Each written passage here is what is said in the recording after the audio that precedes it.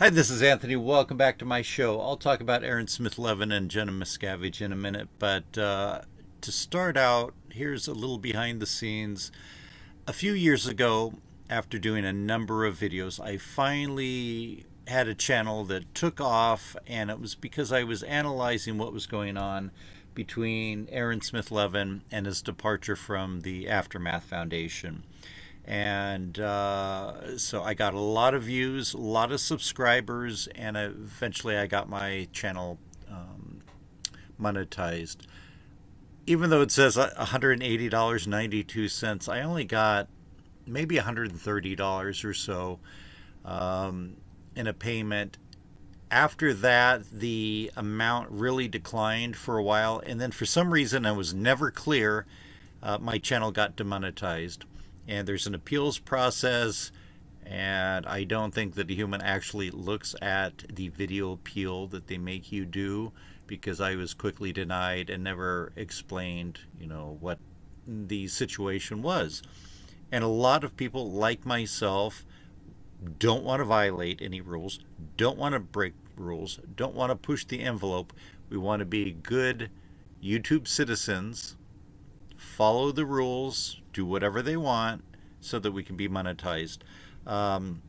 So, like I said, after the first check that I got, which was, I think, maybe like $132, the next month it was like $6. It really dropped down because I stopped doing a lot of critiques on the Aaron Smith-Levin Aftermath Foundation situation because I believed that I had already discussed enough and to the extent of what I had to say. I personally feel that there's no sense beating a dead horse, and I'm not going to make videos simply to get views to be monetized if I'm not moving the needle on human progress to some degree, even if it's a small degree. And really, what I would love to do is videos on personal finance and stock investing. And I do some of those, but currently I'm still not monetized. I've fallen below the 4,000 watched hours that you need to have to be remonetized. So here's a couple examples of ones that I've done in the past. As you can see, this had about 4,000 views. That one 2.4 thousand, 1.9 thousand. So there already is a locked-in audience for people interested in the post-Scientology and ex-Scientology world. So I used to watch Aaron Smith-Levin every day. I mean, he would be the first one that I would go to. But after a while, I just got burned out on him, and I rarely would watch him. On occasion, I'd kind of click on and see what was up. I know that he's been in jail for 22 days and was recently released. And so I came across this, The Truth About Me and Jenna Miscavige. It's not good. And this doesn't surprise me. One of my last videos that had anything to do with a Scientology related topic was about them breaking up and getting back together. And I've had a lot of criticisms about Aaron Smith-Levin. I think he took the breakup, the departure of him from the Aftermath Foundation very poorly. I think he realizes that and is kind of, to a degree, accepted his responsibility. I can understand that he was, quite upset, but he really pushed the envelope, really went beyond what a director should do and act like. Because directors of nonprofits and I've been a director of a couple nonprofits, you have some legal responsibilities, ethical, moral responsibilities, but certainly legal responsibilities, and he seems to have crossed the line on some of those as far as dealing with his statements against certain lawyers and things like that. And I've pointed out things that he's brought up, his partying in Colombia with girls and white powder, which he's admitted, and that's not necessarily something that would necessarily get you thrown off a board of directors of a nonprofit, although, could, or it certainly raises some red flags. But he is engaged in certain behaviors which I'm sure, him looking back, he's regretted to some degree.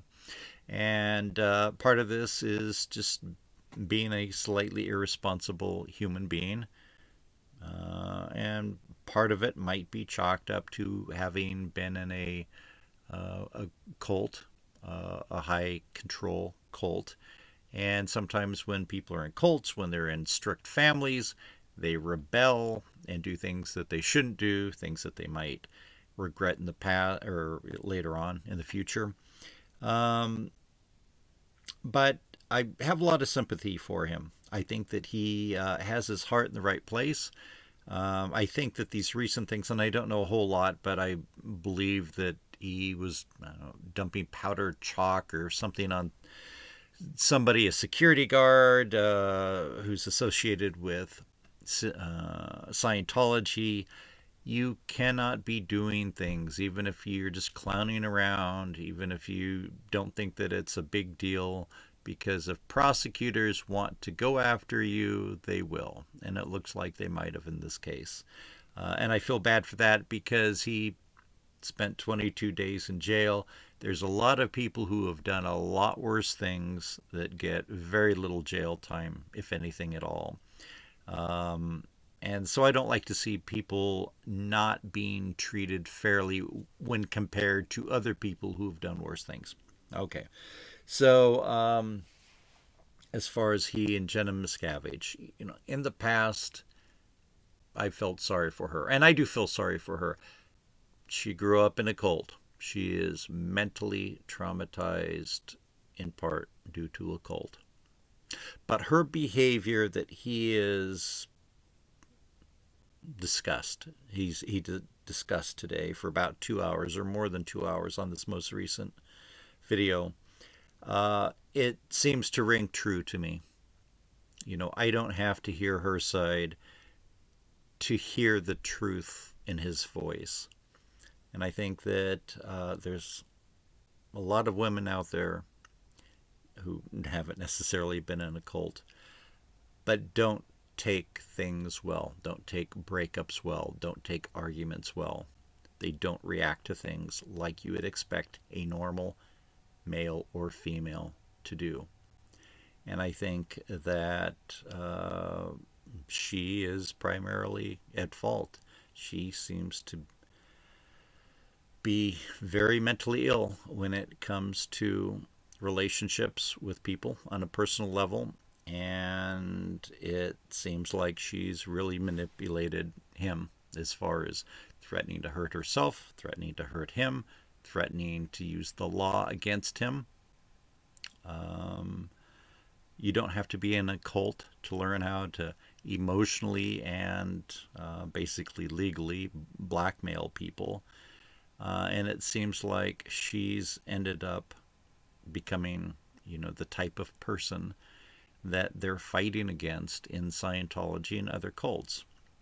And so, I think for people not connected to Scientology, not connected to the people here, but that are interested in this type of case, what we can learn is you need to be very cautious, especially when you're a public figure like Aaron Smith-Levin. Don't put yourself in situations like this. Excuse me. Scientology and other people out there, ex-Scientologists.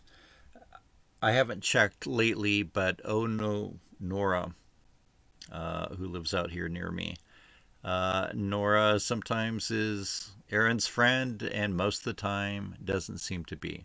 Another person that's extremely mentally ill, in my opinion, when you watch her videos.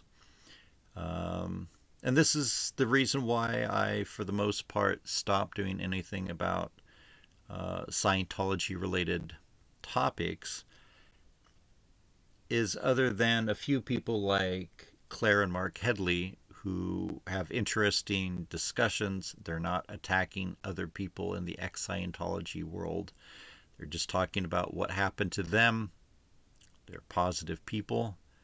I find very little, if anything, to criticize them about in their current conduct. But so many of the other people in the ex-Scientology and anti-Scientology worlds are very negative, toxic, broken people. And you can understand that people from all walks of life, from good families, from bad families, broken families, from cults, from non-cult situations, can be broken for whatever reason. I think we all know toxic people, and most of them were not in cults.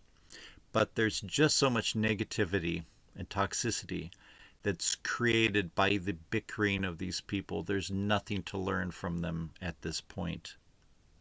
You know, if you're a business person and you want to execute on a business plan to make money and stay in business to achieve your goal, and that's the goal of a business, is to make money, then you need to come out with a well thought out plan and execute on it. And if it's not going the way that you intend, then you need to figure out why it's not working, alter the plan, and then hopefully continue more successfully. I think that there's certain things that they're doing against Scientology that may be hurting Scientology if that's their goal. But you know, what's the goal? Is it to hurt Scientology and hopefully get its tax-exempt status revoked, which I doubt will happen anytime soon?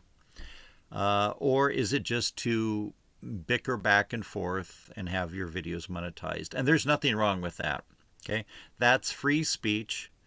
If people want to watch just bickering ex-Scientologists, bickering back and forth, that's your right. That's their free speech. I have nothing against that. I don't propose that they should necessarily stop if that's what's really monetizing them. But that's not going to hurt Scientology. That helps Scientology.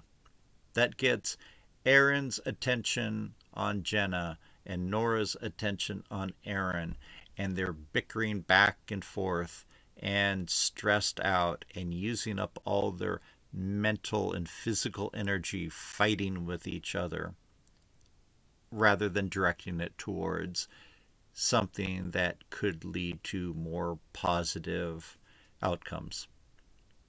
So I'm going to stop here. I think that I've spoken long enough.